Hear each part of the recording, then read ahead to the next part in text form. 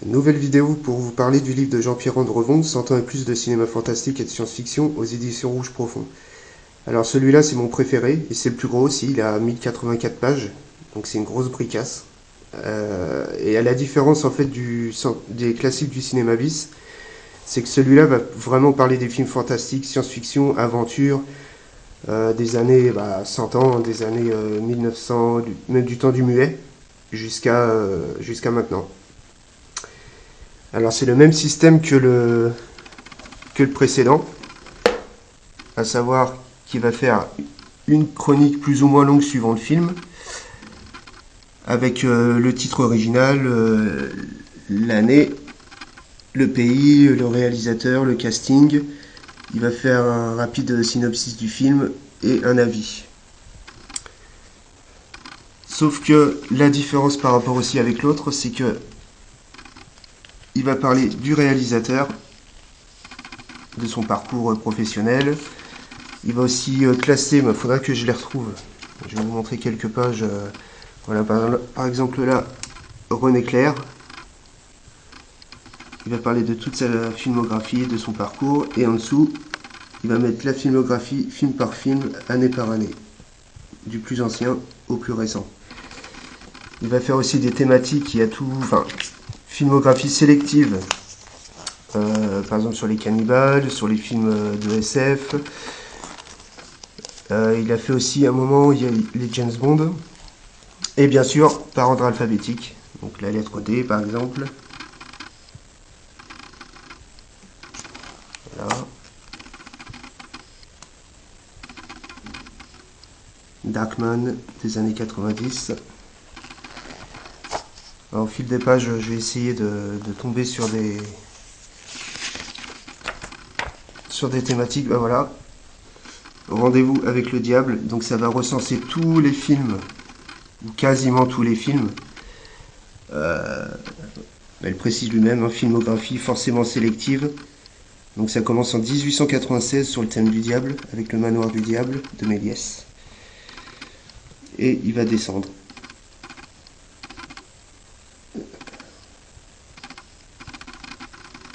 Voilà, jusqu'en 1957 avec Faustina.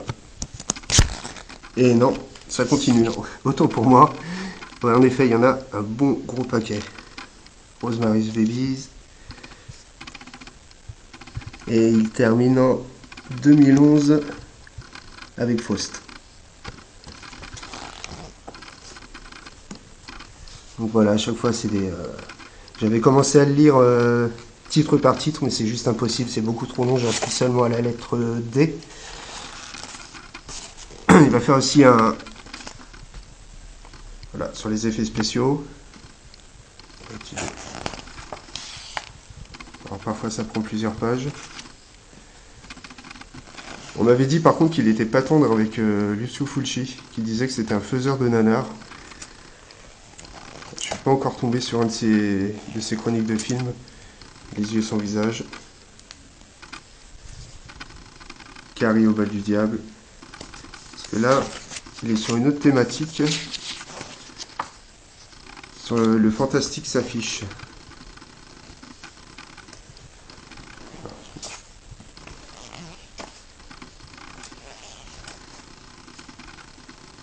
Donc voilà encore Claudio Fragasso, qui a beaucoup œuvré avec Bruno Mattei, Freddy Francis, qui a œuvré lui beaucoup pour la Hammer, Paranoïaque par exemple. Voilà, Ricardo Freda, un de mes réalisateurs préférés, qui a fait les Vampiri, qui a fait tourner Barbara Steele. Voilà, toujours sa filmographie sélective, qui va de 42 à 81, avec Murder Obsession. Là après il y a la thématique, vu qu'on est dans les F, on atterrit sur les Freddy, il va tous les chroniquer. Les griffes de la nuit, toujours voilà, avec le titre original, le pays, l'année. Et il fait des notations aussi avec des petites étoiles. Il va de 1 à 5. Et il précise en début de livre qu'il y a 2 films avec 6 étoiles. Il dit pas lesquels et il dit que c'est à nous de les trouver. Voilà, il y en a seulement 2 avec 6 étoiles. La revanche de Freddy, Freddy 3, les griffes du cauchemar. Un de mes préférés, bien que le 2 est sous-estimé, mais voilà, j'ai une grosse affection quand même pour ce film. J'avais même commencé par celui-là, c'est le tout premier que j'ai vu, avant de regarder le 1.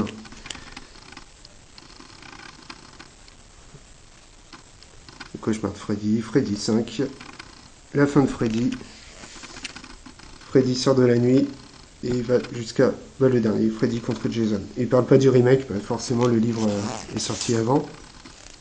De toute façon, c'est un film à oublier.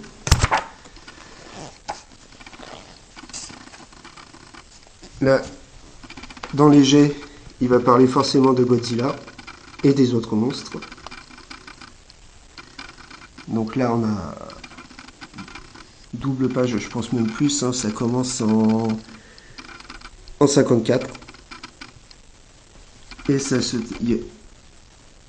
ça va souvent un petit résumé avec, il va pas se contenter seulement de mettre l'année et le nom du film, il va mettre à chaque fois un ressenti. Et il termine, ouais, voilà. En 2008, voilà. Alors, d'autres pages, je tourne vite fait. Bon, le cadrage est complètement pourri. Je suis désolé. Donc la lettre J, on passe directement la lettre K, avec King Kong. Donc c'est vraiment, il va parler voilà, de Kafka, Kalidor.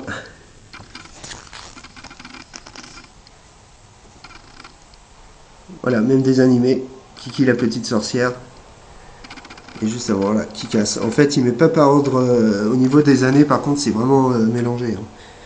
Là, on passe de Kick-Ass en 2010 à Kiki la petite sorcière en 89. Là, par contre, il a pas, bon, il n'aurait pas pu non plus mettre par année. Hein. On revient un petit peu en arrière parce qu'il a fait. Ah bah ouais, voilà, je trouve. Voilà. Stephen King. Voilà, un petit résumé, vite fait. Creepshow. Fameux Pennywise.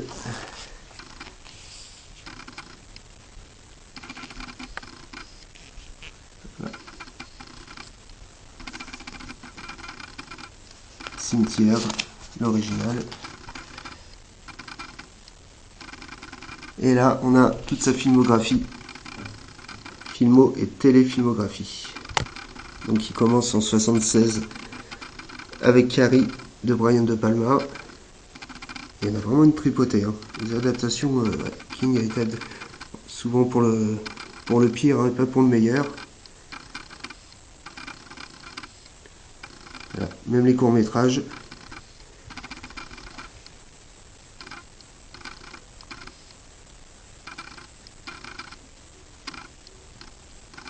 Et termine en 2013 avec Big Driver et il met les productions dérivées de l'œuvre originale.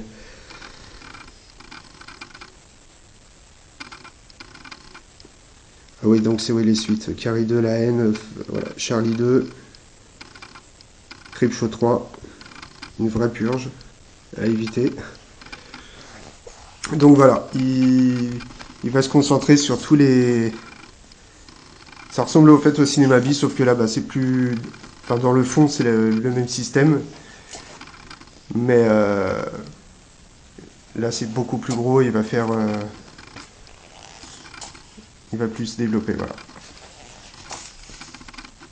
Bon, vidéo courte. Et j'en referai dès que possible une autre. Merci à vous. Allez, salut!